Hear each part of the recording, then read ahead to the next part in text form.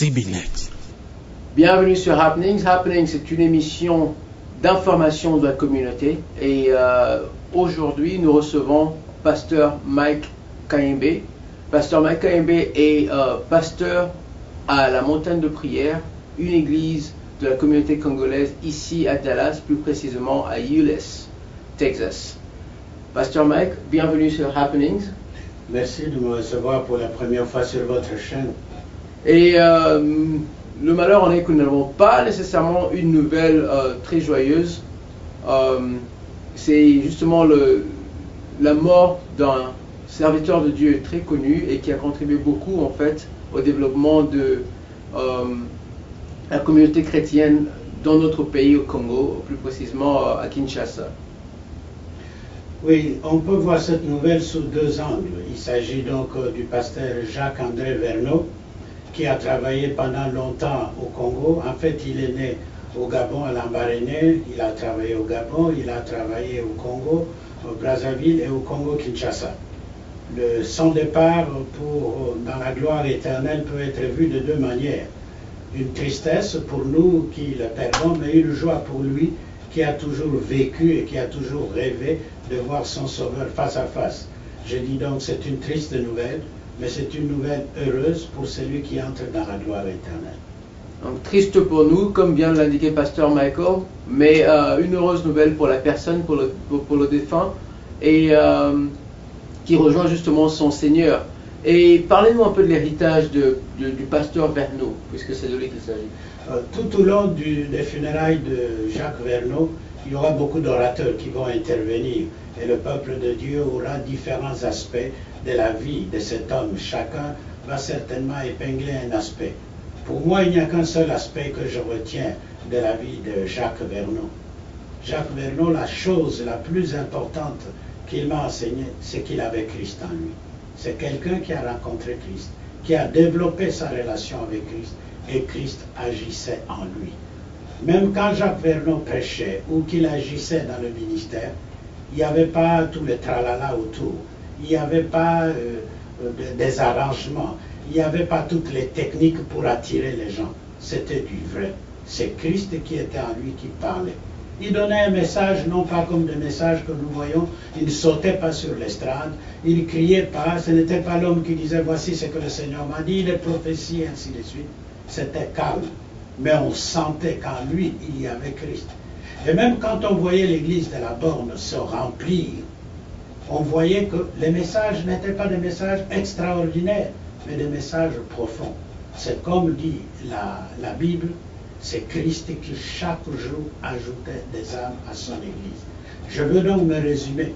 Jacques Verneau a développé une relation personnelle avec Christ. Christ était réellement assis sur le trône dans la vie de Jacques Verneau. Et ce Christ qui était dans Jacques Verneau, qui a tiré le fou, qui a fait grandir l'œuvre, qui a fait de la Borne et de toutes les œuvres attachées à la Borne, c'est qu'elles sont. Voilà ce que je retiens de la vie de Jacques Verneau. Merci en tout cas, Pasteur Mike. J'aimerais quand même ajouter, vous venez de mentionner la Borne, donc c'est le centre évangélique chrétien ou missionnaire de la Borne, c'est bien de ça que nous sommes en train de parler. Oui, c'est ce centre qu'il a implanté en 1984.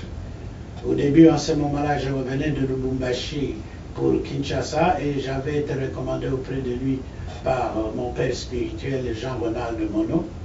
Mais comme je commençais le full gospel, les responsables de l'ECZ qui nous chapeautaient ont demandé que j'aille plutôt à la paroisse internationale protestante, tandis que mes enfants étaient membres de la Borne.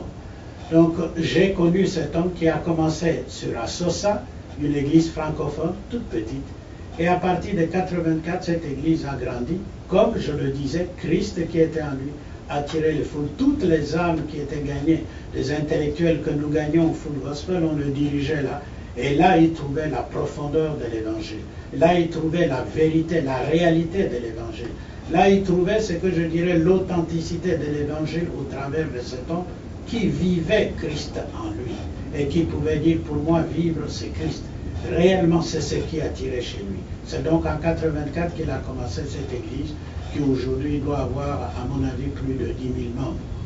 Donc une église en plein Kinshasa avec 10 000 membres, c'est ça l'héritage de Verneau. Et parlons de Verneau l'Africain, parce que vous venez de mentionner qu'il est né en Afrique, et il me semble que toute sa vie s'est passée en Afrique. Oui, toute sa vie s'est passée en Afrique, mais par rapport à Kinshasa d'abord, je dirais la borne a 10 000 membres, mais la borne a eu des implantations, des extensions dans toute la ville. Je ne sais pas au total toutes les extensions qui sont nées à partir de la borne, combien de membres ils peuvent avoir. Non seulement à Kinshasa, je suppose à l'intérieur du pays et même en dehors du pays. Donc disons que c'est une œuvre vraiment grandiose.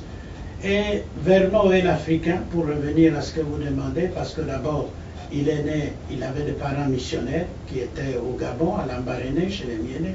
Il est né à Lambaréné. Toute sa vie, il a vécu en Afrique.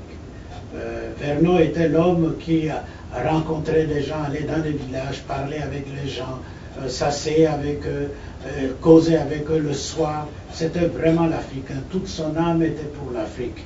Toute son âme était pour le Congo. Et au niveau du Congo, c'est lui qui est arrivé quand les assemblées de Dieu l'ont eu comme représentant légal. C'est celui que l'on considère comme étant celui qui, à Kinshasa, avant que ne viennent les églises comme Nzambe Malamu et tous les autres, c'est lui qui a parlé du pentecôtisme, c'est lui qui était là à la base, c'était vraiment Jacques Verneau. Et il n'est pas étonnant qu'il ait demandé d'être enterré en Afrique, au Congo. Toute son âme était là, toute sa vie, c'était l'évangélisation du peuple de l'Afrique.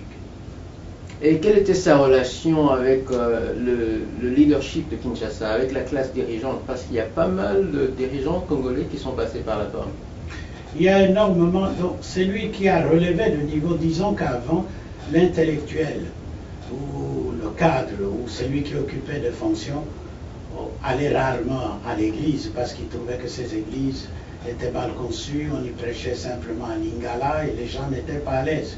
Là où on trouvait quelques chrétiens qui allaient à l'église, c'était par exemple à la cathédrale Sainte-Anne ou ceux qui allaient à la cathédrale Sainte-Marie pour les catholiques, ou ceux qui allaient à la paroisse internationale protestante. Mais l'engouement de tous les cadres qui habituellement étaient dans l'occultisme, étaient dans les mouvements mystiques, pour trouver une église à leur dimension, c'est arrivé en 84.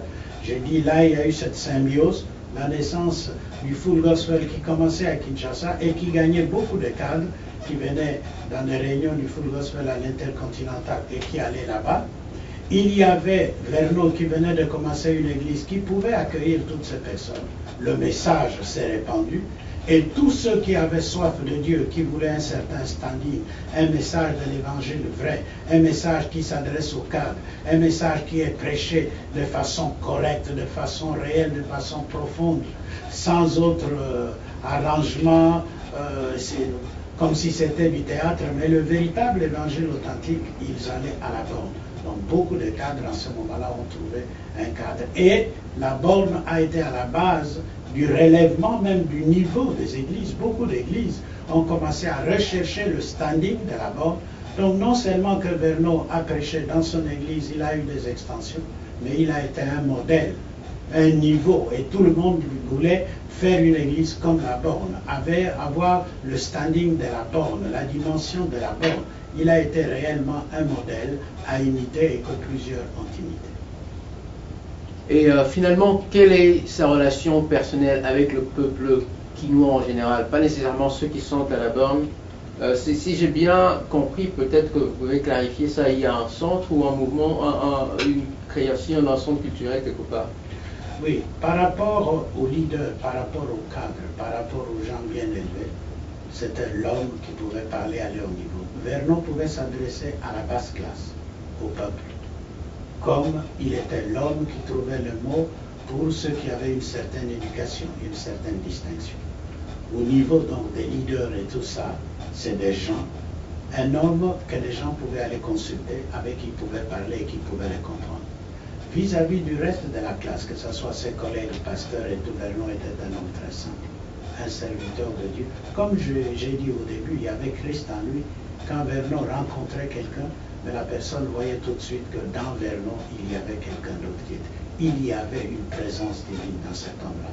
Donc la relation avec les autres serviteurs de Dieu et avec le peuple ne faisait pas de problème pour Verneau. Il y a un problème, c'est que Verneau était toujours l'homme de la vérité, l'homme qui disait les choses telles qu'il devait le dire. C'était pas l'homme qui flattait, c'était l'homme qui était pour la vérité évangélique, la vérité biblique. Peut-être qu'il y a des gens qui auraient pu être froissés par cela, mais il mettait tellement les gants pour pouvoir bien dire les choses que cet homme, cette vérité, il la servait en l'emballant parfaitement. Je ne pense pas que Vergnaud ait pu avoir de problème avec quelqu'un, même avec les responsables. C'est un homme de Dieu qui a été respecté et qui a été apprécié par tous.